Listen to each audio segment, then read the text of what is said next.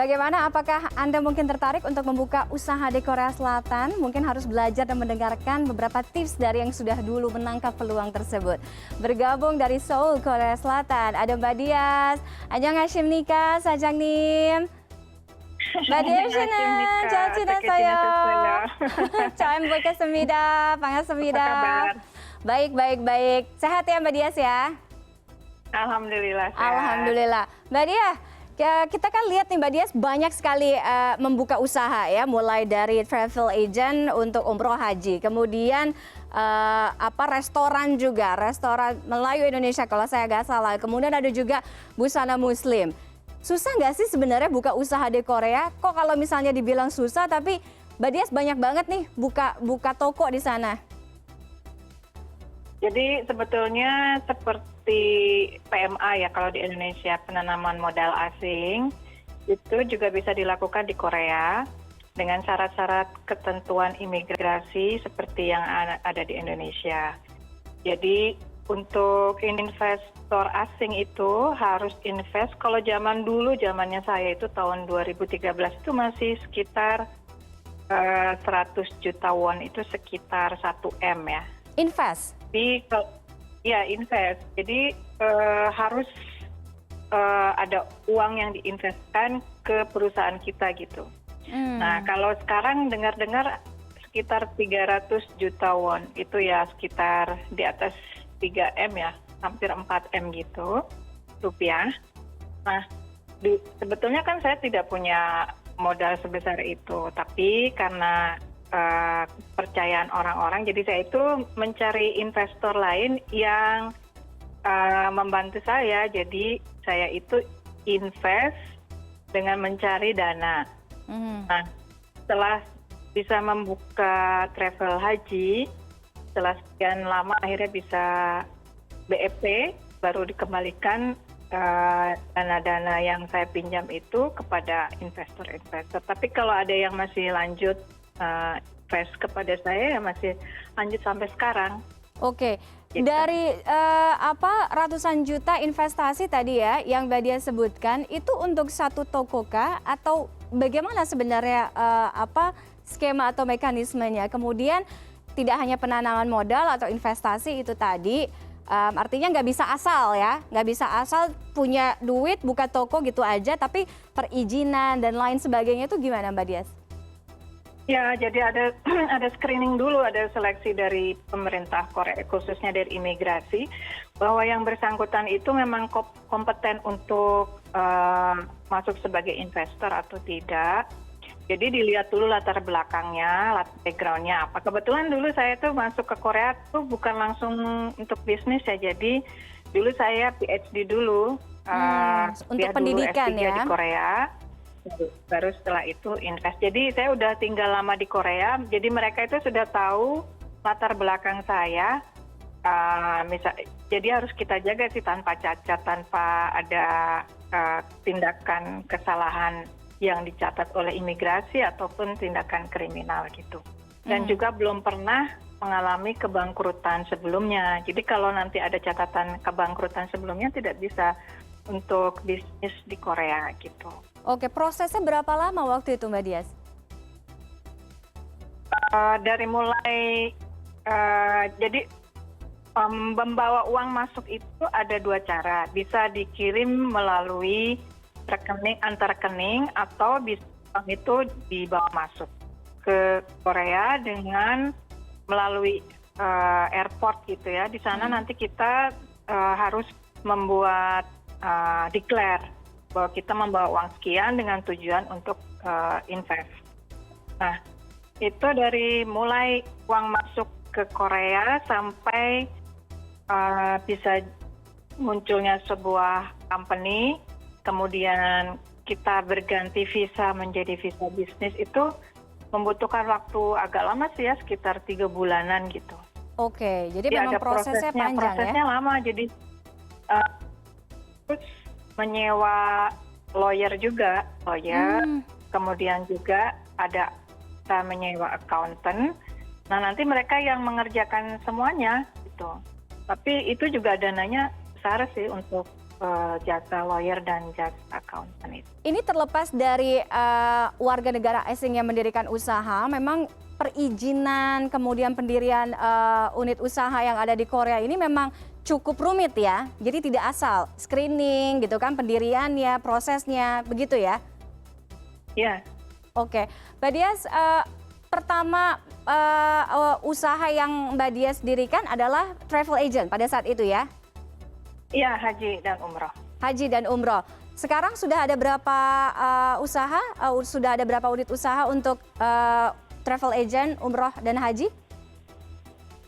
Sekarang ada 4, tapi 3 yang dapat izin mendapat kuota, yang 1 masih belum ya, belum dapat izin. Itu karena di Saudi pun ada screening juga, jadi ada seleksi gitu. Oke. Nah, untuk yang rumah makan itu sebetulnya untuk mengimbangi, karena di sini banyak turis-turis Muslim ya, kita mengimbanginya untuk membuka rumah makan halal. Oke. Dan ini tersebar di distrik atau di wilayah yang menjadi pusat wisata ya, salah satunya di Itaewon ya? Iya ya, di situ di Itaewon itu kebetulan ada masjid besar kan di sana. Betul. Biasanya jadi destinasi para turis dari berbagai negara. Dan kebetulan dari mulai jalan masuk itu sampai ke atas itu di situ banyak sekali rumah makan halal. Makanya disebut Muslim Street. Oh, oke. Karena banyak orang Muslim ya. Mbak Dias, di situ ya. Kalau kita berbicara kan salah satunya adalah travel agent, travel ibadah umroh dan haji ya. Bagaimana ini juga membaca pasar yang ada di Korea Selatan, ya kan? Kenapa pada saat itu alasannya mendirikan travel umroh dan haji, kemudian menentukan juga usaha-usaha lainnya? Jadi kebetulan di Korea ini ada program G2G ya, government to government. Betul. Untuk para pekerja yang bekerja di pekerja di pabrik-pabrik itu ada kerjasama MOU antara Korea dan negara-negara Muslim. Nah, misalnya yang dari Indonesia itu pertama kali ada G2G MOU itu mereka membutuhkan 17.000 pekerja setiap 2 tahun. Kemudian akhirnya meningkat dan itu tidak hanya dengan Indonesia tapi dengan Uzbekistan, dengan Pakistan, Bangladesh. Jadi negara-negara Muslim itu banyak. Nah, yang terbesar itu dari Uzbekistan itu. Sekarang aja orang-orang Uzbekistan yang ada di Korea itu mungkin sekitar 40.000 orang. Oke, cukup banyak ya. Berarti pasarnya ya memang. Orang-orang Indonesia ya sekitar itu juga. Jadi padahal untuk kuota haji itu satu company itu hanya 150 orang. Oke, cukup jauh perbandingannya. Kalau ada 3 company 450 orang, nah yang lainnya itu yang sekian puluh ribu orang itu harus menunggu.